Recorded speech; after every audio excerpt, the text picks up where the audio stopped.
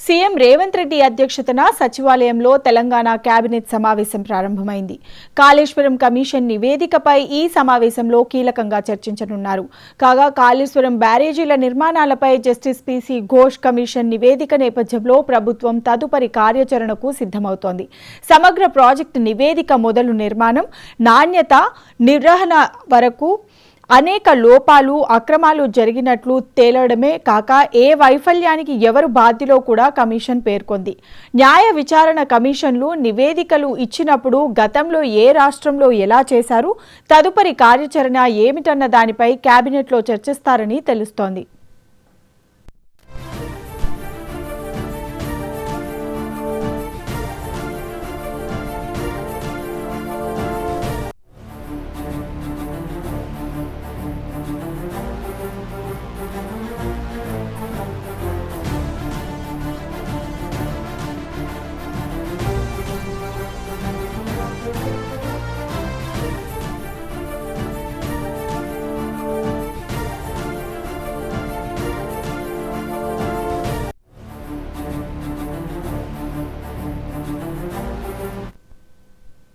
CM Revanth Reddy అధ్యక్షతన సచివాలయంలో Telangana cabinet సమావేశం ప్రారంభమైంది. కాళేశ్వరం కమిషన్ నివేదికపై ఈ సమావేశంలో కీలకంగా చర్చించనున్నారు.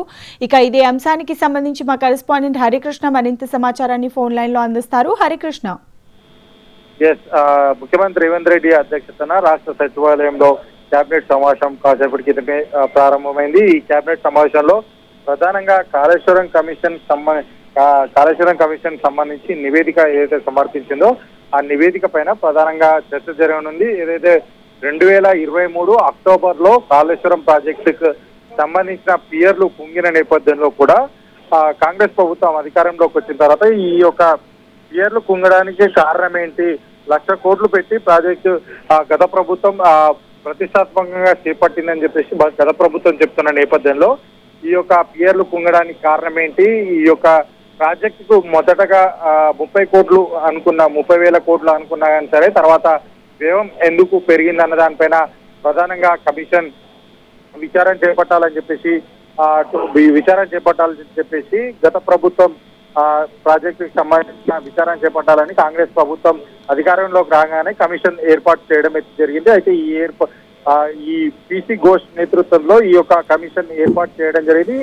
ఈ పీసీ ఘోష్ కమిషన్ దాదాపుగా 15 నెలలు ఈ యొక్క కాళేశ్వరం ప్రాజెక్టుకు సంబంధించిన ఎవరైతే ఇందులో ఇన్వాల్వ్ అయి ఉంటారో వారందరినీ కూడా విచారించడం జరిగింది. 115 మందిని విచారించిన తర్వాత ప్రభుత్వానికి జూలై 31న ఈ యొక్క కాళేశ్వరం కమిషన్ నివేదిక సమర్పించడం జరిగింది. ఈ నివేదిక ప్రభుత్వం నేడు జరుగుతున్న కేబినెట్ సమావేశంలో ప్రధానంగా చర్చ జరగనుంది. ఇప్పటికే అటు కమిషన్ సంబంధించిన నివేదిక కనుక ఒకసారి పరిశీలిస్తే ప్రధానంగా ఈ యొక్క పియర్లు కాళేశ్వరం ప్రాజెక్టుకి సంబంధించి ఎప్పుడైతే డిపిఆర్ టెండర్ ప్రక్రియ సమయంలో డిపిఆర్ ప్రభుత్వానికి సమర్పిస్తారో ఆ సందర్భంలోనే ఈ డిపిఆర్ లో ఉన్నదానికి ప్రస్తుతం ప్రాజెక్టు చేపట్టిన దానికి మొత్తంగా కూడా తేడా ఉంది. దీని మొత్తం కూడా ప్రాజెక్టు నిర్మాణానికి సంబంధించి తుమ్మడిగట్టి దగ్గర నుంచి కూడా మేడిగడ్డ వరకు బ్యారేజ్ మార్పు చేయడానికి మొత్తంగా కూడా మాజీ ముఖ్యమంత్రి కేసీఆర్ కారణం అంటూ కూడా కమిషన్ నివేదికలు అయితే పేర్కొనడం జరిగింది. అంతేకాకుండా ఏదైతే 2016లో దీనికి బ్యారేజ్కి సంబంధించి నిపుణుల కమిటీ చేసిన నేపథ్యంలో ఈ నిపుణుల కమిటీలను కూడా పరిశీలించకుండా ఏదైతే అంటే బయటికి రాకుండా ఆ యొక్క నిపుణుల కమిటీ నివేదికను మొత్తానికి కూడా దాచిపెట్టినట్టుగా మాజీ మంత్రి హరీష్ రావు మొత్తంగా కూడా ఈ యొక్క నిపుణుల కమిటీని విస్మరించినట్టుగా అయితే ఈ కమిషన్ లో అయితే పేర్కొనడం జరిగింది. వ్యయం పెరగడానికి కారణం ఏంటి అని తెలుసుకోకుండా ఆర్థిక శాఖ మంత్రి నిధులు విడుదల చేశారని చెప్పేసి కూడా ఇందులో పేర్కొనడం జరిగింది. అయితే ఇందులో పాల్గొన్న అధికారులు ఎవరైతే వారంతా కూడా బాధ్యత రాహిత్యంగా పనిచేశారంటూ కమిషన్ అయితే తన నివేదికలో పేర్కొనడం జరిగింది. ప్రధానంగా ఈ ప్రాజెక్టుకు సంబంధించి మాజీ ముఖ్యమంత్రి కేసీఆర్ స్వయంగా ఈ యొక్క ప్రాజెక్టు మొత్తంగా కూడా ఆయన నేతృత్వంలోనే దీనికి సంబంధించి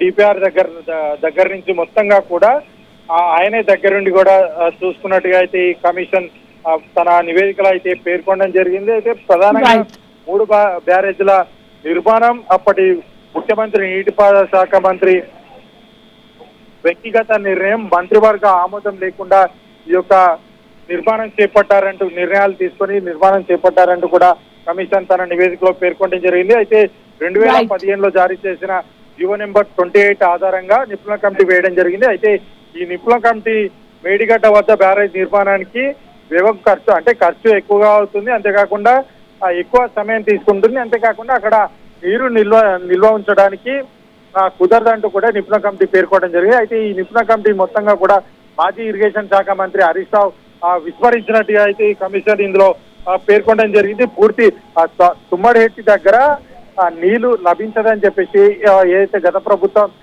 ప్రభుత్వ నాయకులు చెప్తున్నారో అది మొత్తంగా కూడా అబద్ధపు వాదన అంటూ కూడా కమిషన్ తన నివేదికలో పేర్కొనడం జరిగింది. 2016 మార్చి 1న జీవో నెంబర్ 231, 232, 233 మంత్రివర్గ సమావేశంలో చర్చకు తీసుకురాకపోవడం చట్ట విరుద్ధం అంటూ కూడా కమిషన్ అయితే పేర్కొనడం జరిగింది. అయితే డిపిఆర్ కి సంబంధించి డిపిఆర్ కన్నా ముందే ఈ యొక్క ప్రాజెక్టుకి ఎంత నిర్మాణానికి ఎంత ఖర్చు అవుతాయని చెప్పేసి అంచనా వ్యయం వేసి వరి అధిక నిధులు కేటాయించారంటూ కూడా కమిషన్ పేర్కొనడం జరిగింది. అయితే వ్యాప్టన్ సంస్థకు సంబంధించి ఏదైతే 677.77 లక్షలు చెల్లించారో అది మొత్తంగా కూడా అధికారుల దగ్గర నుంచి కూడా మొత్తంగా రికవరీ చేయాలంటూ కూడా కమిషన్ అయితే ఇందులో